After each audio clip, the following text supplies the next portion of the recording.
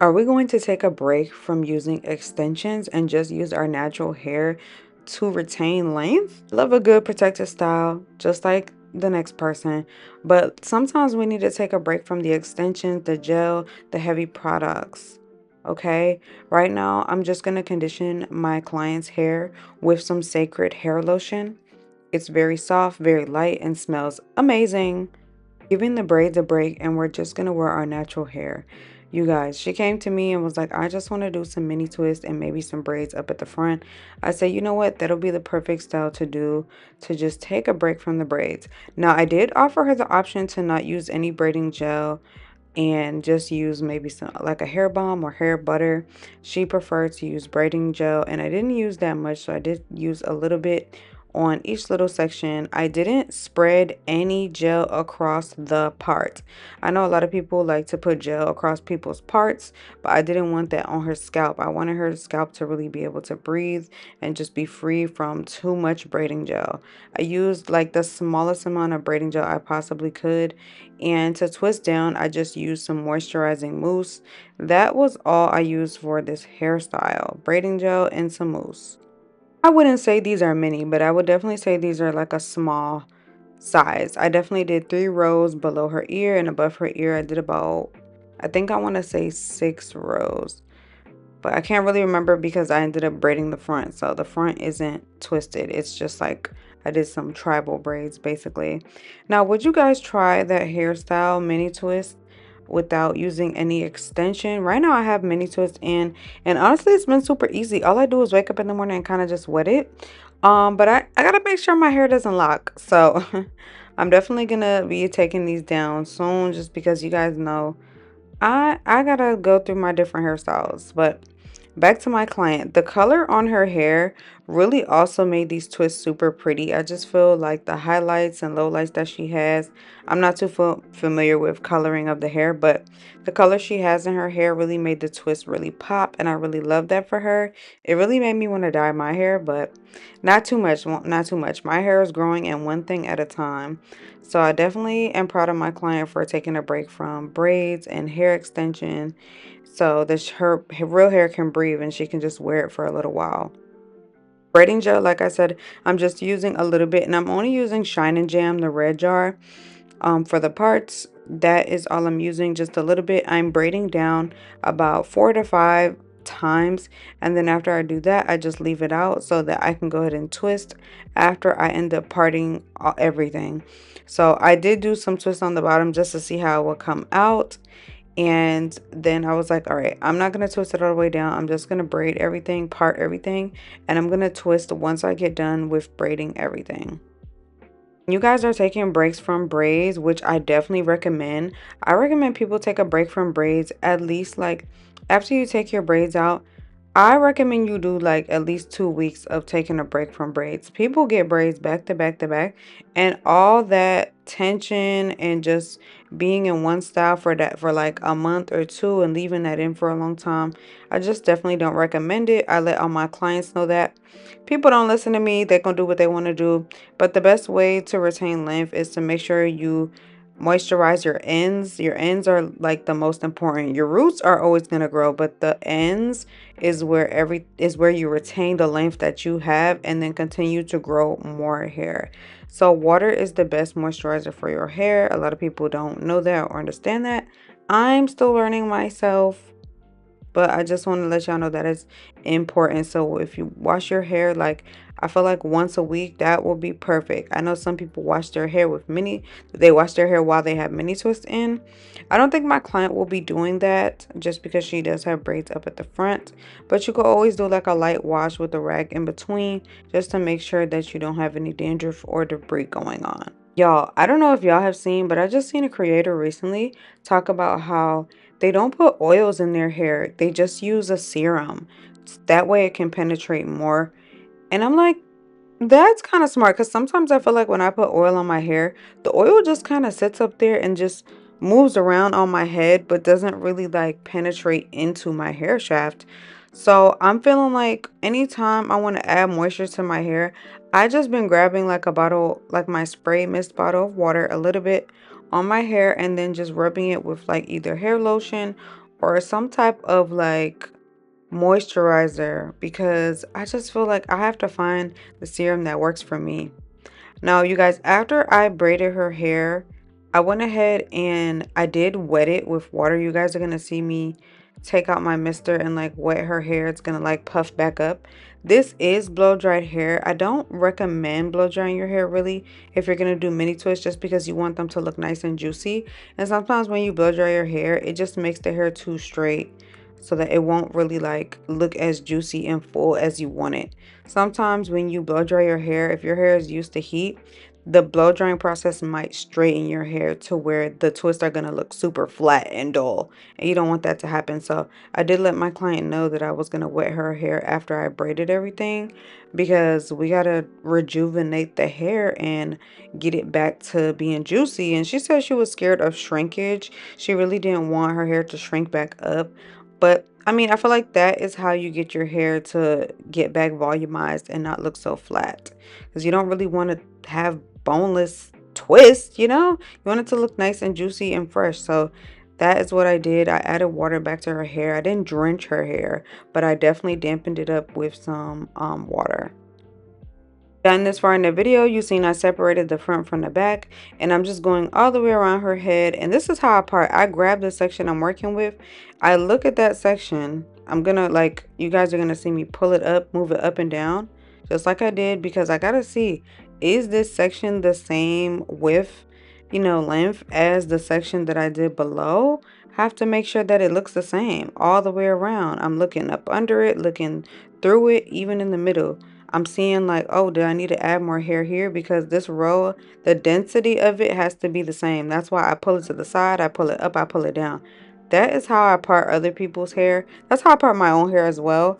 But that is really a secret to parting. You need to like move the hair up and down and see through it to see, is this row I'm doing the same density, thickness, and width as the row below it that I just did?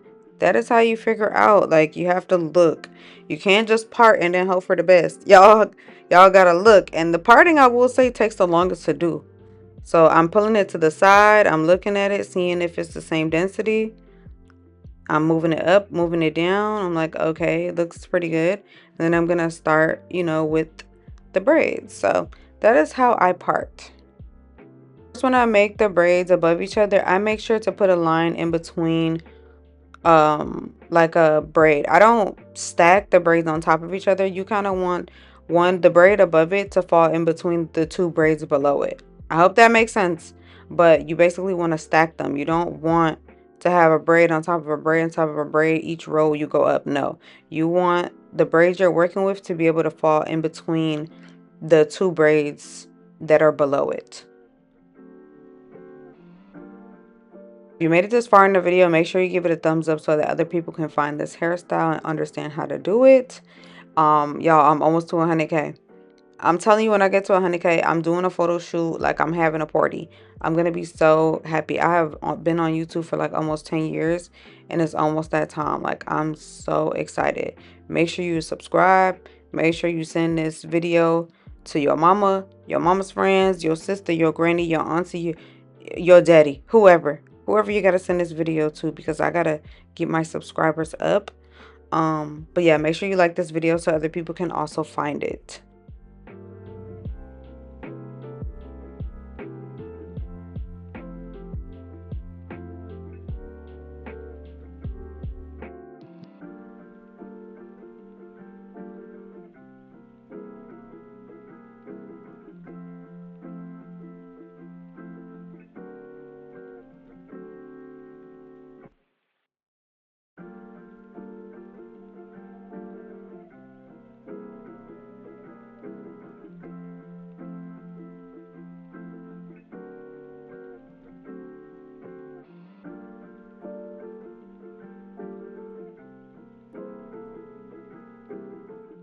So it looks like we're done parting in the back. This is how it's looking.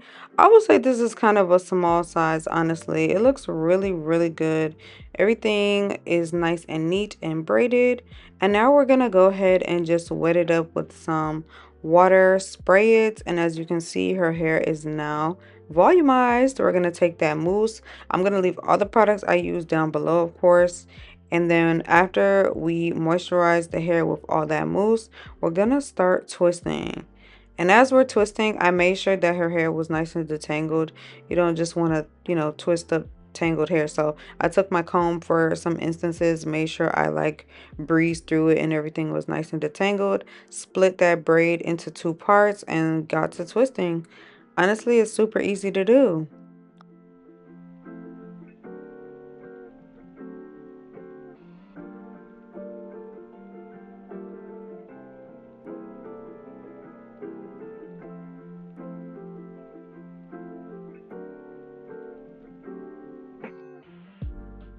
Okay, so her hair is nice and twisted up in the back. That didn't take no time at all, really. So once I did that, I just made sure that her ends were nice and curly. She did say she had some spots where, her curls just don't pop as much. But all in all, I feel like it came out really good. So we're going to start working on the front of her hair. Her hair is very thick, so I feel like you really don't need to add braiding hair to her hair just because the density of her hair is so thick. So I was able to really make some really nice, clean braids up at the front. We went for a design that we saw on TikTok, and it was basically like, I don't even know how to explain it. You guys will just have to see at the end because I don't know. I can't explain what I did. I kind of worked and did like some designs in the middle of her head and then made the two sides kind of go down into like a swoop braided like kind of design because we didn't want everything to just go straight back.